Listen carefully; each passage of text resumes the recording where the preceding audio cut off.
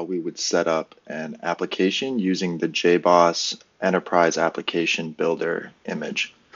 Again, this will be using JBoss. We're in OpenShift, as you can see, Red Hat OpenShift Container Platform. The current version I have is 4.6 with a minor version of 1.6. And as you can see, I'm running this on Google Cloud Provider. This will work on any OpenShift installation you have, whether it be bare metal, another hyperscaler, or a hypervisor. There shouldn't be any differences as long as you can access the internet. So without any further ado, let's go ahead and get started. So what I'm going to do first is I have my command line open up, and as you can see, I am logged in.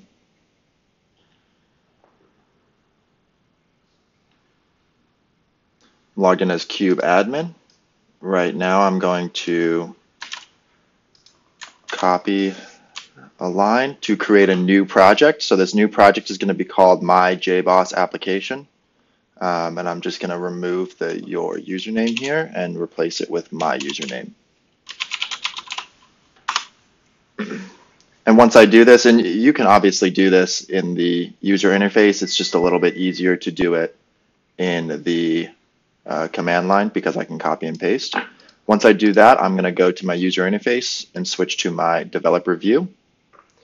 As you can see, I am now in the project, my JBoss application, and it automatically takes me to the topology page because I don't have any applications developed or deployed right now. So what I'm going to do is I'm going to select from catalog. Once I'm there, I'm going to type in JBoss. And as you can see, there's a few different types of JBoss. I'm going to filter it even more by typing in JBoss EAP. The current version is 7.3 with a version of OpenJDK 8, and this is the version that we'll be using. So I'm going to go ahead and select that. Click Instantiate Template. From there, I'm going to copy and paste a GitHub repository that I am going to be using for this demo. So my repository is going to be called Kitchen Sink. Reference will be the master branch. The directory will just be a period. And I'm going to give it an app name of KS. And from there, I'm going to go ahead and click Create. And as you can see, it's starting to spin it up. From here, I'm going to go back to the command line interface, and I'm going to be able to check my application status. So if I switch to my JBoss app -r, just to make sure I'm in the right project. I believe I am, but it doesn't hurt to check. You can see I'm already on the project. I'm then going to get my current build, OC get builds.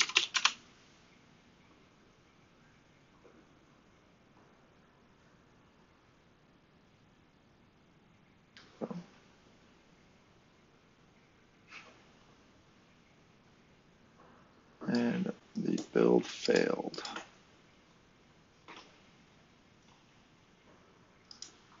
Let me reload this and see what's going on.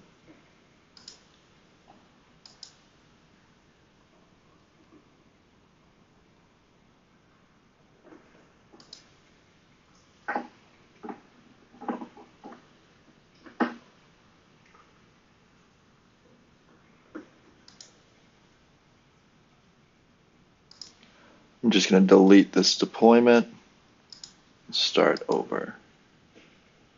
Catalog.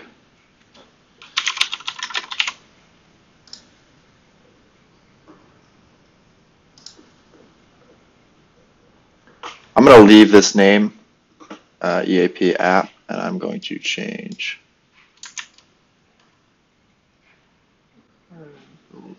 Yep, it looks like that's copied correctly. It's going to be master, and it's going to be a directory of dot.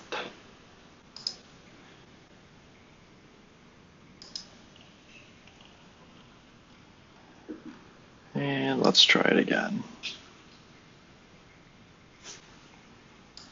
So again, I'm going to get my builds. I'm on my project, my JBoss app. And as you can see, the build is running. We'll keep checking it just to make sure nothing stops. Yep, still running. We're going to do OC get pods just to make sure my pods are spinning up. Yep. So this is the old build pod. It was an initialization error, so because the build failed, I'm just going to ignore that, and we're going to go ahead and use the EAP app build artifact. From there, we can view the logs of the build if we want, but I'm going to skip over that because the build is still running successfully. If I double check that.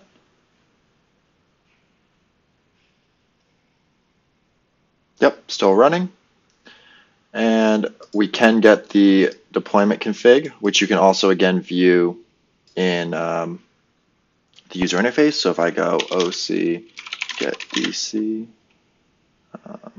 and we copy the name of the build, which is this. Make sure I delete that extra space there. And then adding the option of O so we get an output in JSON.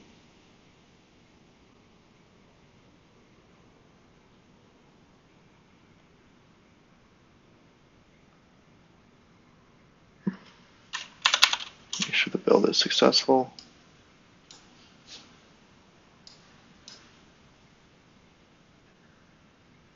The build looks like it's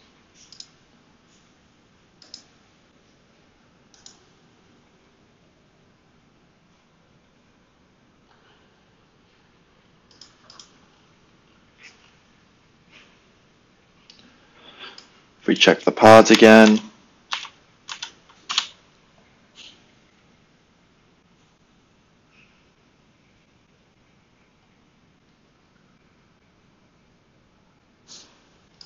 you can see it's initializing pods.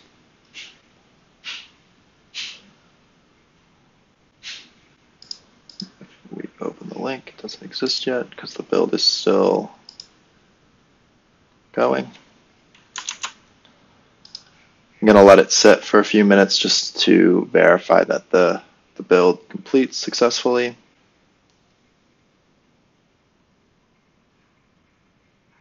You can see the build just switched to running. So I believe this is the actual resource I want to use, not build artifacts.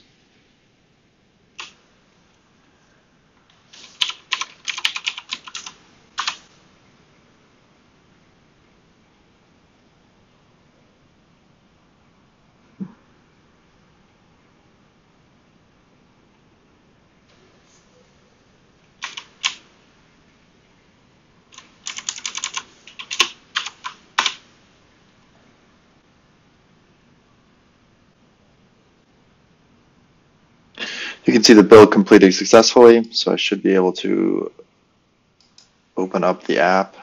There we go. Let's try this again. No, interesting.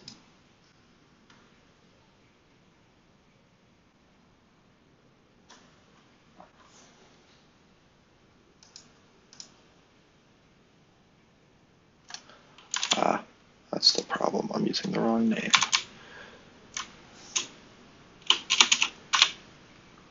Nope, that's going to also be the wrong thing.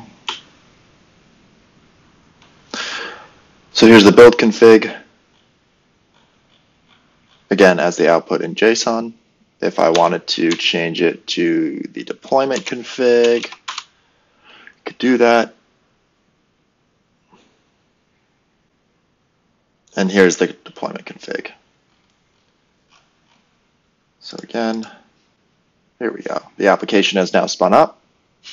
And you can see that welcome to JBoss. It's a Java Enterprise Edition 6 enterprise application running on OpenShift. And again, you can access any of this information from the user interface. So what we're going to do now is just delete the project. And to do that, we just type OC delete project, my JBoss app coverage. And that should delete the project. Now, obviously, there were a few issues with the applications that I typed in, the names and everything, and so this is why you want to make sure that you double check what names and everything you're going to be using. Once you get the build information, if we go back up to the top,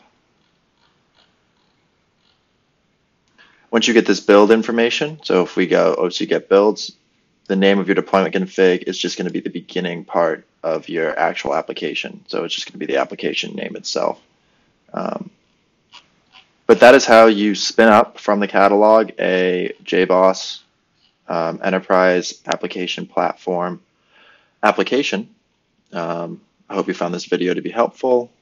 I'll continue to post other videos as we continue. Thanks.